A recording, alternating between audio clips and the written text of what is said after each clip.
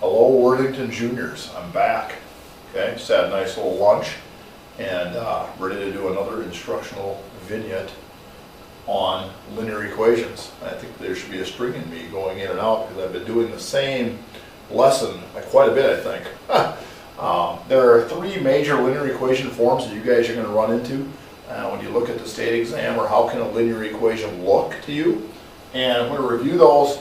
Probably the thing that's different about this lesson is we're going to write linear equations based off the graph of the line. That's why they're called linear equations. They form a line. Now how can I take that information and actually make an equation out of it? So it's somewhat in reverse of what we normally are asked to do, where we have an equation and we say, all right, let's graph 4,000 of those. Okay, so here we go. Write an equation for the graph line, and our go-to equation model is slope-intercept form. Slope-intercept form, which is, for the 20th time, y equals mx plus b, where b is the y-intercept of the line, okay, where it crosses the y-axis, and m represents the slope or the slant of the line with rise and run.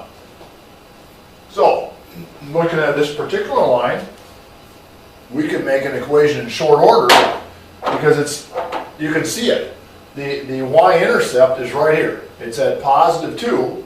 The slope, we're going to use the idea of rise and run. Rise, I get to go from a corner point to a corner point. Rise 2 and run, it's like 5. So the slope of this thing is m is 2/5, and the y-intercept's at negative 2.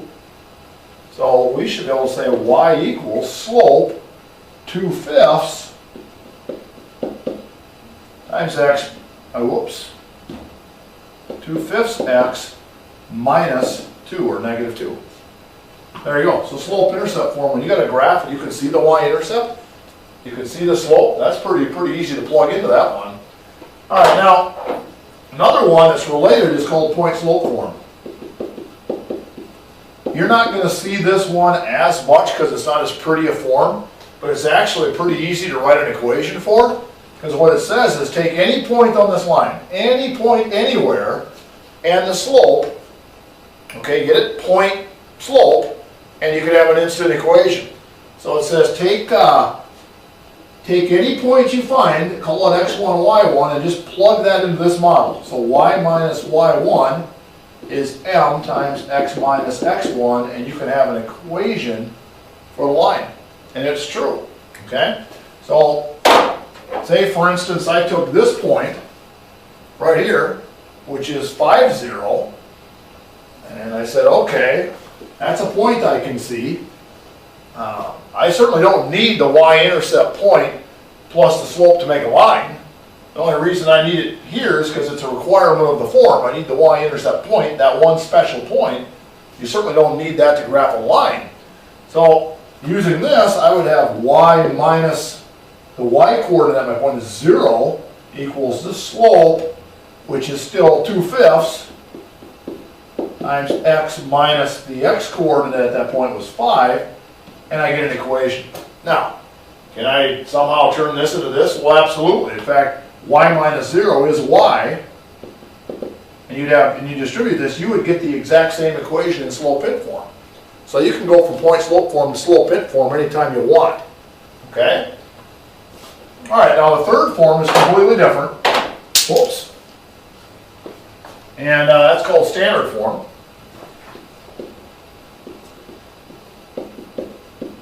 And what that says is you have a little bit of x and a little bit of y combined together to make a total. Now that's not going to be obvious from a graph line. What I would say is if you're given a graph, you should instantly look at slope-int form, okay, or point-slope form, get an equation, and then if you want to rearrange the pieces, you can into standard form. I'll show you that right now. So I'll take this y equals 2/5 x minus 2, and I will get that into standard form here right before your eyes. Okay, now the first thing is I don't like fraction at all on this deal. So if I see a fraction, what I do is I look at the denominator and say I'm going to multiply everything by something that goes into to get rid of that. Okay? So I got a 5 here, I'm going to multiply everything by 5. Now, if this was 2/3 back here, then I'd be multiplying everything by 15. You pick the LCM of your denominators and you multiply everything by it, and you will eliminate all that division, okay? So here's what I'll have, 5y equals, these 5's will reduce, 2x negative 10. Now it's simply a matter of putting the x with the y over on one side, and I'll have it in standard form.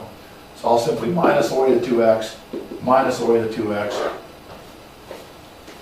and I will have negative 2x, positive 5y equals negative 10, and you can see why you wouldn't just get this out of thin air, okay? Because you do not see a slope, you do not have a y-intercept apparent to you when it's in standard form, okay? So it's definitely a different form, but I certainly would say you plug into slope in or point slope form, and you can certainly go into standard form without too much duress, okay?